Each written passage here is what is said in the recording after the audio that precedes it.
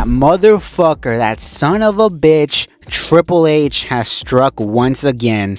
So if you've been living under a rock, over the past 48 hours or so, there have been, I guess, posts about Triple H, how he mentioned that this Raw was going to be epic. This Raw was going to be so big, so epic, something that you can't miss.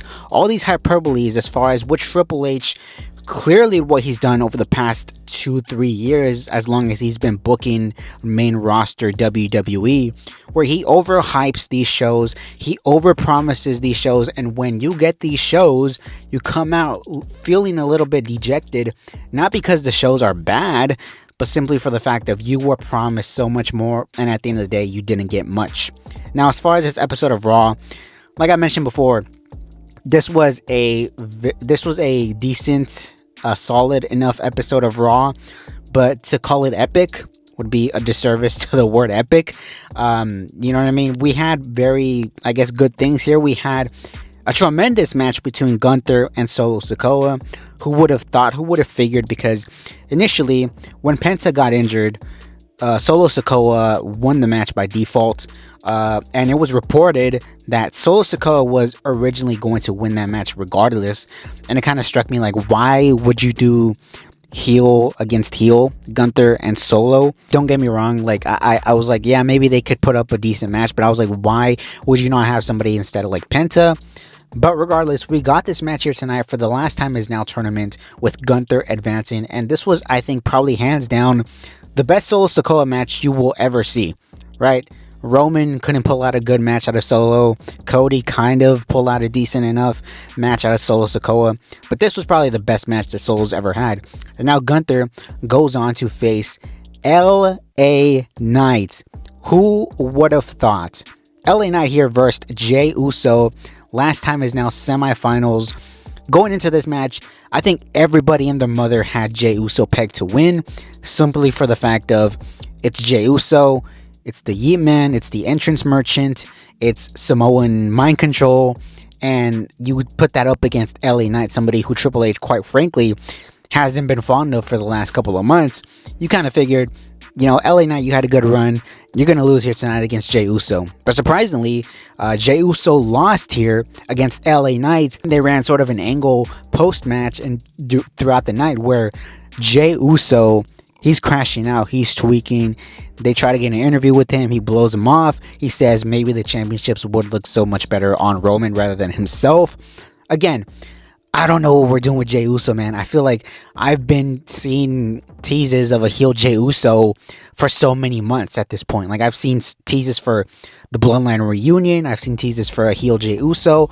I think at this point, JEY USO, take a vacation, come back, Royal Rumble, and we'll see you then. Because I don't really think, you know, a lot of people are clamoring for a JEY USO, you know, heel turn or JEY USO Bloodline reunion. But as far as them actually giving the win to LA Knight, now we know that it's going to be LA Knight against Gunther. I think I heard that the finals are going to take place this Friday night on SmackDown.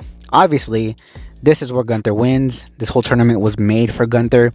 I do kind of wonder, however, with Cena losing at Survivor Series in the way that he did against, you know, the whole Judgment Day, I do kind of wonder whether or not they actually do give Gunther the win, or if they have Cena go out standing tall, gets the win, because I would imagine Cena doesn't want to win. He would probably rather have Gunther go over. But, you know, it's a feel-good moment. You know, Gunther, he's already lost to fucking JEY USO. How worse can it get for Gunther? You know what I mean? Plus, he's an established guy, so I kind of wonder that. As far as the Judgment Day, Liv Morgan, we had Liv Morgan come out here and return, cut a promo here. Really basic promo here with the Judgment Day with Dominic Mysterio. She kind of mentioned how she's heard rumblings over the past couple of months how Judgment Day has gotten weak.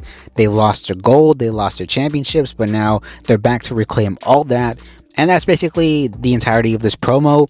Eventually in the main event, because we had a main event of Alexa Bliss and Charlotte Flair against Rhea Ripley and Io Sky, because Rhea Ripley and Io Sky wanted to challenge the Kabuki Warriors for their tag team championships. So we had this kind of impromptu number one contender match made official. But then we have outside interferences by all the women in the tag team division. We have the Judgment Day women eventually Liv Morgan stands tall with Roxanne and Raquel. Roxanne tries to hand over the championship to Liv Morgan, but Liv Morgan instead gives it right back to Roxanne and holds up both titles, both women's hands. And it's presumed that we may get Liv Morgan challenging Stephanie Vaquer. They had a backstage segment, although for me it's kind of tricky what we do with Liv Morgan now, because you could do a lot of things with Liv Morgan. You could, run a world championship match once again. You could have her win the Rumble. You could have her, go off and maybe split with the Judgment Day. Maybe it's her and Dom against Finn and Roxanne. I mean, there's several things you could do with Liv Morgan now. And we also got a phenomenal in-ring promo by none other than Bron Breakker.